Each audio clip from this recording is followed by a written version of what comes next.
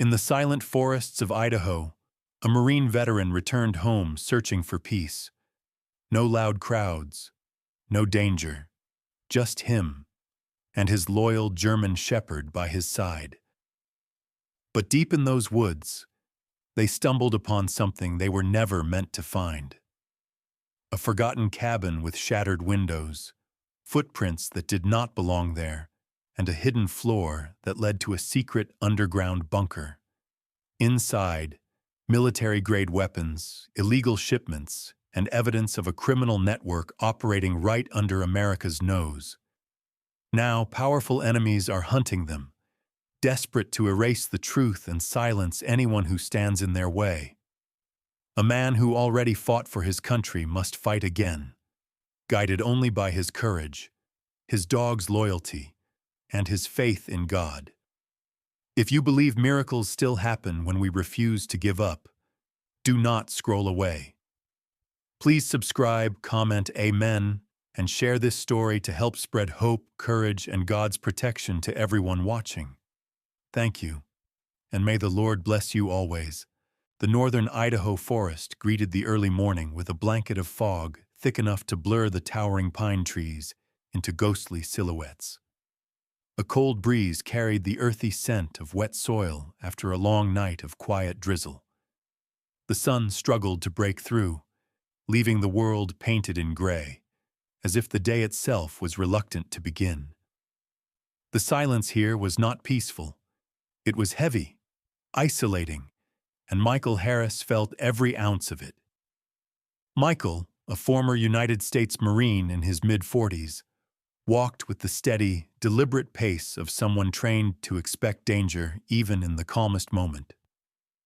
Standing at about 6 feet tall, his build remained muscular and powerful, though slightly weathered by time and hardship.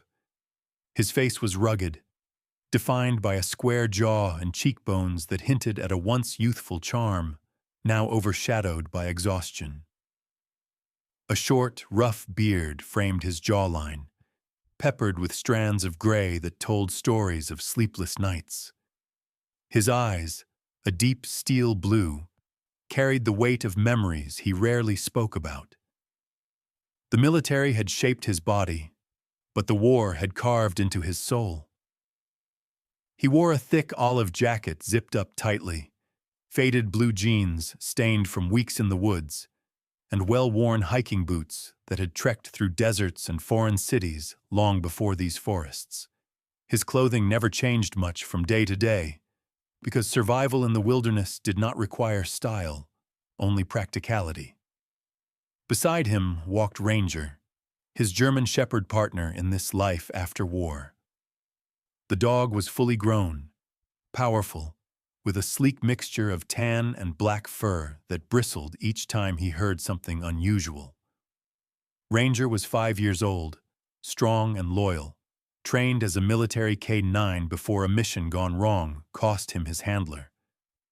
Michael adopted him afterward, feeling as if fate had thrown two broken soldiers together to heal in the only way they knew how, through loyalty and silence. Ranger responded to every sound, a snapping twig, the rustle of branches, the distant call of a bird. His dark eyes gleamed with intelligence and instinct. A faint scar on his right hip stood as proof of his bravery, a reminder that he had once leapt into danger without hesitation. Michael often trusted Ranger's instincts more than his own. They had started coming to this forest months ago. Michael rented a small place in a nearby quiet town, but the wilderness felt more like home. He came here to erase noise, to breathe freely, and to forget the worst of the world. Yet every step reminded him that peace did not come easily to men who had witnessed chaos. The fog rolled past them as they walked deeper into the woods. The path beneath their feet gradually disappeared, swallowed by nature. The forest here seemed untouched by civilization, as if abandoned intentionally. Ranger suddenly stopped. His body stiffened. "What is it, buddy?" Michael asked, slowing down. Ranger's nose pressed to the damp ground as he sniffed intently. his tail lowered, his ears standing sharp like spears. He pulled forward, guiding Michael through a cluster of bushes. The trees opened to reveal something unexpected, a small wooden cabin, half consumed by nature and neglect. The roof sagged under blankets of moss, and the windows were shattered, leaving jagged edges like broken teeth. Weeds and thorny vines curled around the walls, claiming the structure for the forest. A faded porch light dangled, swaying gently in the wind, long dead and forgotten. Michael narrowed his eyes. That's interesting. There was no road nearby, no trail indicating regular human presence. The cabin looked like it had been abandoned for years, maybe decades, yet something about it felt wrong. Too many signs of disturbance. Ranger let out a low growl as he stepped forward cautiously. Michael checked the perimeter first. He noticed the remnants of footprints in the soft mud near the side of the cabin, partially washed away by rain. The prints were not aged. They were recent enough that a trained eye like Michael's recognized fresh edges in the compressed soil. Someone had been here not long ago. Ranger sniffed one muddy mark and gave a sharp bark that echoed in the quiet woods. "Easy," Michael whispered. His instincts awakened. He scanned the trees, listening for movement. Beside the porch, half hidden under a tangle of dead branches, several large plastic containers sat in a row. Their lids sealed tight, labels peeled away as if intentionally removed. A few nearby cardboard boxes had foreign shipping symbols and barcodes, the kind of stash no ordinary hiker would leave behind. "Someone's storing goods out here," Michael muttered under his breath. He approached the cabin door. It was closed, but not locked. The wood creaked violently the moment he touched it, a sound too loud in the silence. Inside, dust blanketed everything. Broken furniture lay tossed aside. The wallpaper peeled off in strips like shedding skin. A stale odor lingered in the air, something metallic mixed with mold. Ranger patted inside first, sniffing every corner. His nails tapped softly on the old wooden floor. After a brief inspection, he returned to Michael's side and whined. There was more here than met the eye. Michael explored further. He noticed something odd about the center of the living room. The floorboards were uneven, as if the ground beneath them had been disturbed. Ranger circled the area, his nose pressed close to the cracks. Then he began scratching urgently, paws tearing at the surface. Michael crouched down, brushing dust aside.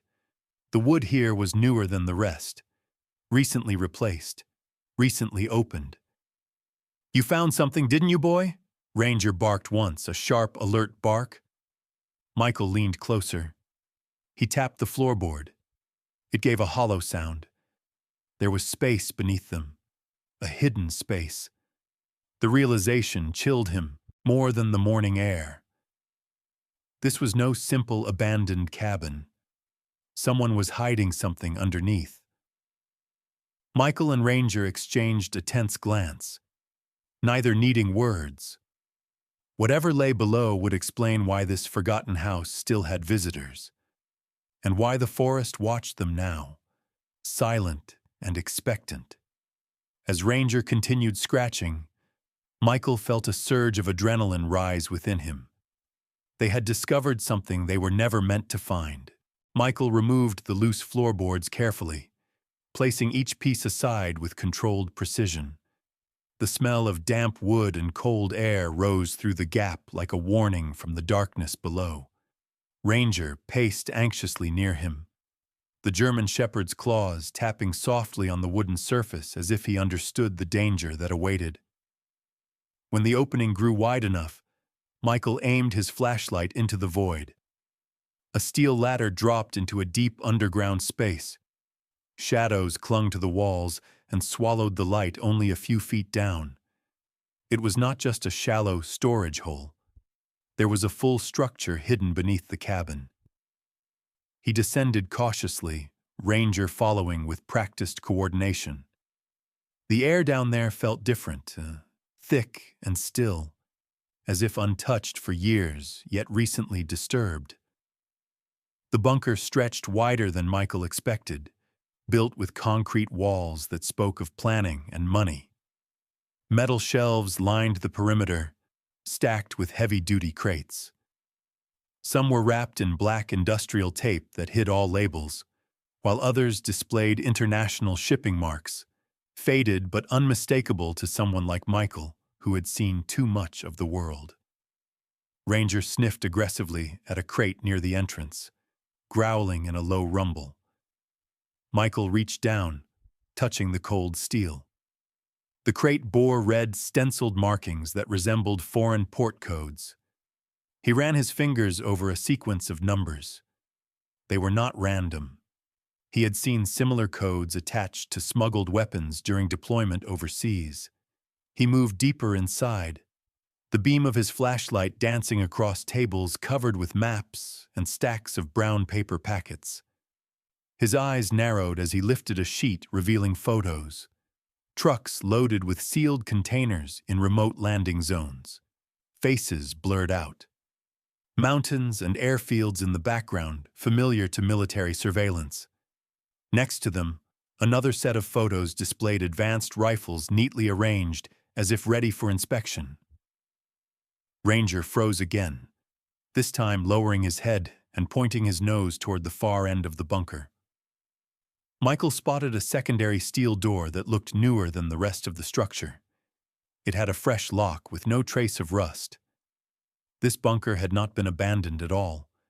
It was actively being used. Michael's training sharpened his senses. He scanned the ground.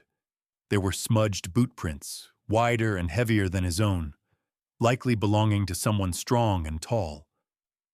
They trailed back and forth from the crates to the locked door. Someone had been here very recently. He shifted his attention to a metal desk near the center of the room. Papers were scattered, as if left in a hurry. He gathered the first notebook. Handwriting tight, filled with numbers, shipment logs, coordinates across the United States. Several entries referenced chemical abbreviations. Others noted quantities of weapons and narcotics. It was a ledger of illegal trade. Michael swallowed hard. He had not asked for this fight, but he knew the type of enemy he had just stumbled into. International smugglers did not leave witnesses. Continuing his search, he uncovered a sealed manila folder and a silver USB drive hidden under it. The USB drive held a tiny foreign manufacturer's logo, likely encrypted data. He pocketed it quickly. Next, he examined a leaflet-sized map pinned under a wrench. The map illustrated cross-country routes marked in red, from coastal ports into dense inland forests. One of the routes stopped exactly here. Ranger's ears shot up again. A sound, faint but distinct. The dog's stance stiffened and his eyes fixed on the steel door. Michael raised his gun without hesitation. He stepped closer, heart steady but mind racing. A faint chemical odor leaked from under the door, sharp and unnatural, perhaps explosives, perhaps drugs prepared for shipment. He placed his hand against the cool metal. Silence. No voices. No movement. Yet the fear that someone could burst out tightened every muscle in his body. He had seen enough. Staying longer would risk everything. He gave Ranger a soft signal. They retreated quietly to the ladder. As soon as they emerged back into the cabin, Michael replaced the floorboards, wiping away disturbed dust as best he could. He paused in the stillness of the abandoned living room, listening, waiting. The wind outside brushed against broken windows, but no other sounds arose. The forest did not know what secrets it concealed. Or perhaps it did, and that was why it stayed silent. Michael's jacket felt heavier with the evidence inside. The USB, the folder, the photos, the notebook. Proof of a criminal network that reached far beyond this isolated stretch of Idaho. Ranger looked up at him, tail low but eyes determined, as if ready for whatever danger followed them out of this place. Michael whispered, "We are not safe anymore." Ranger gave a short, resolute bark. Without another glance back, they exited the cabin. The cold air outside struck them like reality returning. Pine branches swayed, hiding the bunker beneath their whispering canopy. Michael started walking with a new mission. Ranger stayed at his side, steadfast. They had opened a door into darkness. There would be no turning back now. Michael and Ranger moved quickly through the trees, their footsteps absorbed by the thick layer of pine needles that blanketed the forest floor. The fog still hovered low, making every shadow feel alive. The distance between the cabin and the dirt road was not far, yet every second felt stretched, as if the forest itself warned them that they were no longer alone. Ranger stopped suddenly, muscles tense, ears rigid. A faint click echoed through the silence. Not a branch snapping, not an animal, a mechanical sound, a warning. Michael froze, hand instinctively reaching for the pistol holstered beneath his jacket. His breath slowed. Ranger let out a low growl pointed toward the thick brush to their right. Michael crouched, narrowing his gaze. The fog shifted, and a dark silhouette retreated out of sight, moving with practiced caution. Someone was trailing them, someone who knew how to disappear. "Move," Michael whispered, and the two sped up, never letting their guard drop. When they finally reached Michael's truck, parked on a forgotten gravel road, Michael scanned the area again. Ranger jumped into the passenger side, still alert. Michael started the engine and pulled onto the main road heading toward the nearest town. His grip tightened on the steering wheel. He had seen too many operations fall apart the moment the enemy realized their secret was no longer safe. Miles passed, yet the feeling of being hunted followed. A black SUV appeared in the rearview mirror. No headlights, no license plate visible. It kept its distance like a predator waiting for the right moment to strike.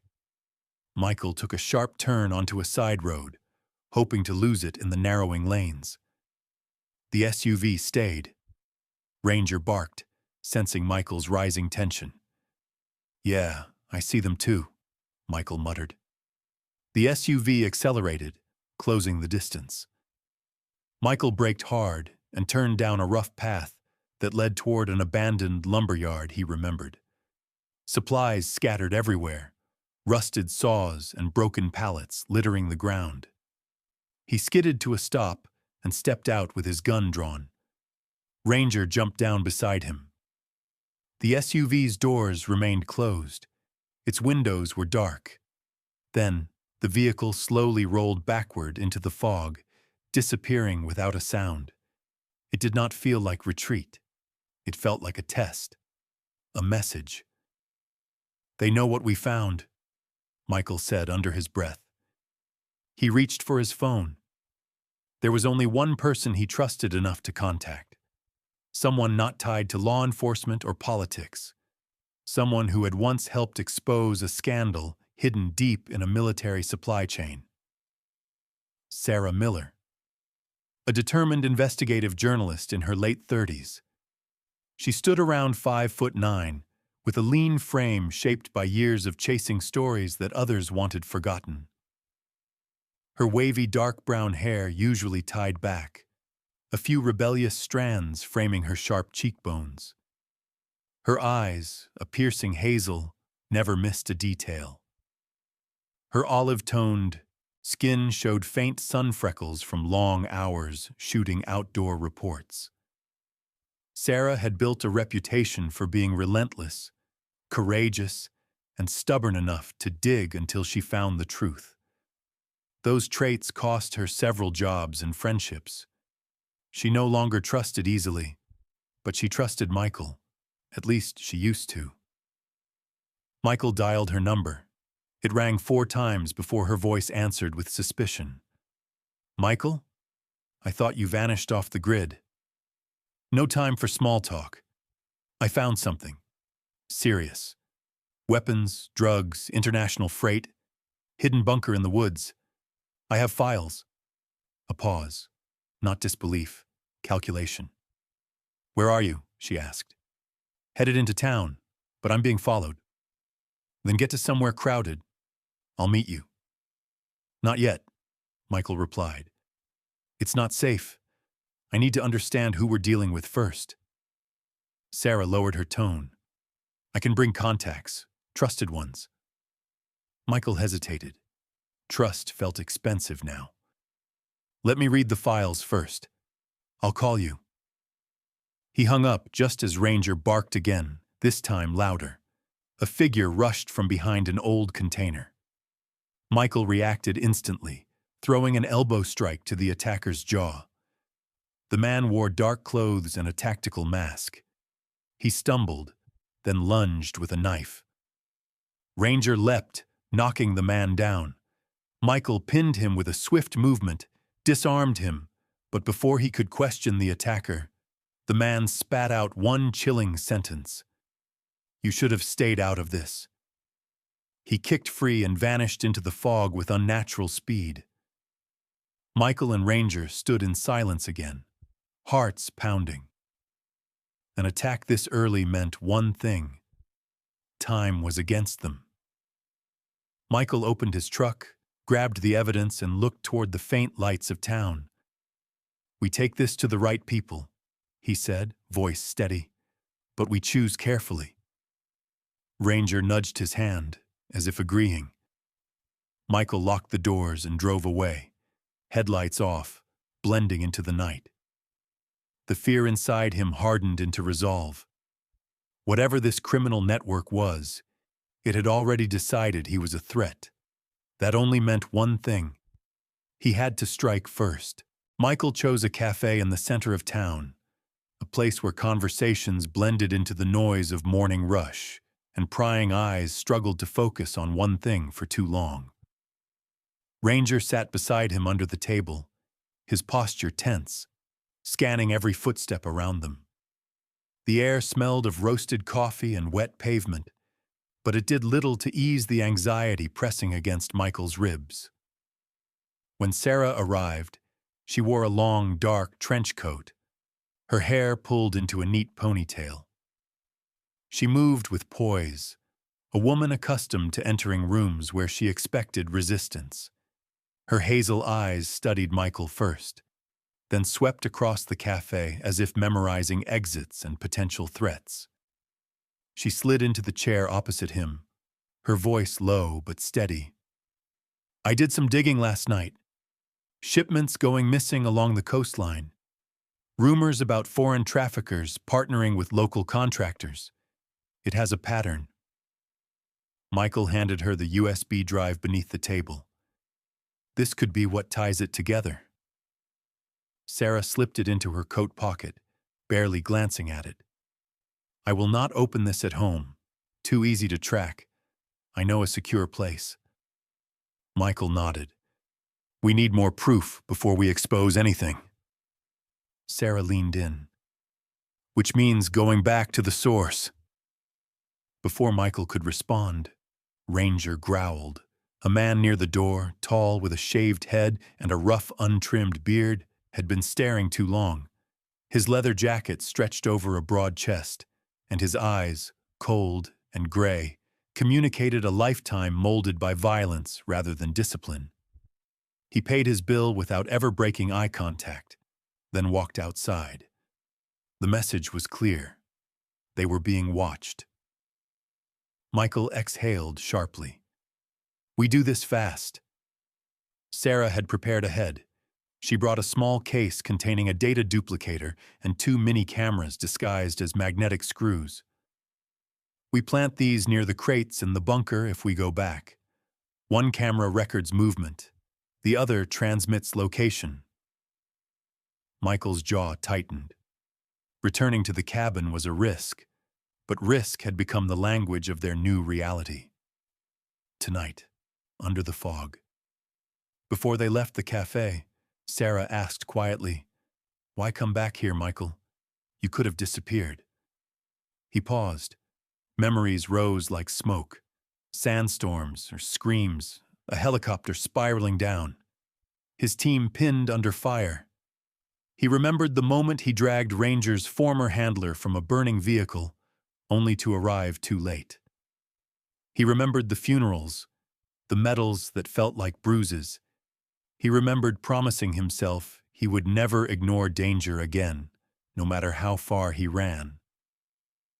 "Because I know what happens when good people look away," he answered, voice rough with the weight of history. That night, the woods welcomed them again with its deep silence. The moon hid behind thick clouds. Ranger led, nose low to the ground, tracing the faint chemical scent that they remembered. Sarah carried a small tactical backpack, moving quietly despite her lack of combat training. Michael moved confidently, every muscle recalling covert operations from a life he never truly left behind. When they reached the cabin, Michael and Sarah descended into the bunker. Ranger stayed above to guard. The crates were exactly as they left them, but the dust had been disturbed. Someone else had entered recently. Sarah worked quickly, planting the cameras where metal met concrete. Michael positioned a device beneath the table, one that would silently duplicate files from digital storage systems nearby. Ranger barked once from above. Danger. Michael motioned for silence. He climbed up the ladder just enough to see shadows moving outside the windows. Voices murmured. Flashlights pierced the darkness. 2 men entered the cabin. Ranger leapt between them and Michael, snarling fiercely. Michael tackled the nearest attacker, his fist connecting with the man's jaw, while Ranger latched onto the second intruder's arm. The man screamed as Ranger twisted, forcing him to drop his weapon. Sarah emerged from the bunker just as Michael shoved the attacker into a broken chair, knocking him unconscious. The second man managed to wrench free and bolted through the door into the forest. Ranger chased only a short distance before returning, teeth bared, waiting for further orders. Michael dragged the unconscious man into the bunker, tying his wrists with cable. Sarah snapped photos of the equipment while breathing fast. They are cleaning up. They know someone has seen too much. Michael wiped sweat from his brow. Then we have what we need. They returned to town before dawn, hiding the captured drive and the camera feeds in Sarah's safe location. They had gathered enough evidence to expose an international smuggling operation. Yet the night did not bring relief, because as they left Sarah's safe house, Michael spotted a message carved into his truck door. Not your fight. It was too late for warnings. Michael and Ranger looked at the road ahead. They now held the truth, and the enemy knew exactly who held it. Dawn crept slowly over the horizon, casting the forest and the quiet town in a pale silver light. Michael stood beside his truck outside a small law enforcement facility on the outskirts of town. Ranger sat alert at his feet, muscles taut and eyes burning with determination. Michael kept his hand on the USB drive in his pocket, conscious of the danger it represented. Inside, Sarah had already begun briefing 2 federal agents she trusted. They arrived quietly in the early morning, driving unmarked vehicles to avoid attention.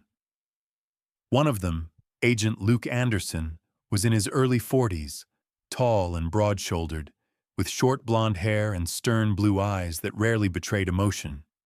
His clean-shaven jaw looked like it had been carved from granite, and his crisp suit failed to hide the way he carried himself, as a man who had faced threats bigger than himself and walked away. Anderson was known for uncompromising integrity, respected because he refused to bend to power or corruption, even when it cost him promotions. His partner, Agent Maria Torres, moved with a calm confidence. She was in her mid-30s, Latina, with dark curly hair tied tightly behind her head and a scar along her left eyebrow hinting at a past operation gone violent. Her eyes, dark and steady, exuded a kind of empathy that made victims trust her instantly. But beneath that warmth rested a fierce, tactical instinct. She carried her sidearm like an extension of her arm, ready for action. After hearing the story and examining the evidence, Anderson finally nodded. This crosses multiple jurisdictions. These people are armed and prepared. We cannot confront them halfway. Michael replied, "They already know I have the files. They are coming to erase everything." As if summoned by his words, an officer rushed into the briefing room. Suspicious vehicles spotted heading toward the lumber yard. Same model as the black SUV reported last night. Michael exchanged a look with Sarah and Anderson. It was time. They drove in a rapid convoy, engines roaring down the winding road. Michael led the way with Ranger, Sarah right behind him in Anderson's vehicle. The closer they approached the lumber yard, the heavier the tension grew. Fog blanketed the area again, as if nature tried to hide what was about to unfold. They arrived just as the smugglers were attempting to load crates onto a truck. 6 armed men scattered around the site, illuminated by harsh work lights powered by a portable generator. The tall, bearded man from the cafe barked orders aggressively, waving his pistol. Michael recognized him as a mid-level enforcer, but his presence meant something larger loomed behind him. Before the criminals noticed, Anderson gave a quick signal. Maria and Sarah took position near a stack of logs while 2 local deputies aimed from the opposite flank. Ranger crept forward at Michael's command, silent as a shadow. The first shout broke the air. Anderson raised his badge and gun simultaneously. "Federal agents! Drop your weapons!" Chaos erupted instantly. A barrage of gunfire lit the fog with sparks and flashes. The smugglers tried to load what they could while buying time to escape. Michael sprinted behind equipment, narrowing his focus to survival and precision. Ranger leapt through smoke and debris, knocking one attacker flat before the man even fired a second shot. Michael confronted the bearded enforcer near the truck. The man lunged with a knife, fueled by fury and desperation. Michael parried, blocking with his forearm, then drove a powerful strike into the man's ribs. The enforcer gasped and stumbled, dropping the blade. Michael pinned him and growled through clenched teeth. "It ends here." The man laughed through pain. "You think this stops us? We're everywhere." Michael slammed him unconscious. The gunfire finally slowed. Anderson and Torres secured the remaining suspects while Sarah recorded the final crates being seized and protected as evidence. It was over. Not the whole network, but this stronghold had fallen. Michael stood in silence as officers loaded arrested criminals into vehicles. Ranger sat at his side, panting lightly, fur muddied and eyes watchful. Sarah approached, breathless but triumphant. "We did it," she said. "You did it." Michael shook his head softly. "Not alone." He looked at Ranger first, then at her. A few days later, the abandoned cabin stood transformed. Federal locks sealed the entrance while hazmat teams cleared out the toxic remnants of criminal trade. Reporters took photos from a distance. Sarah prepared her exclusive story, knowing it would shake the media and expose corruption far beyond state lines.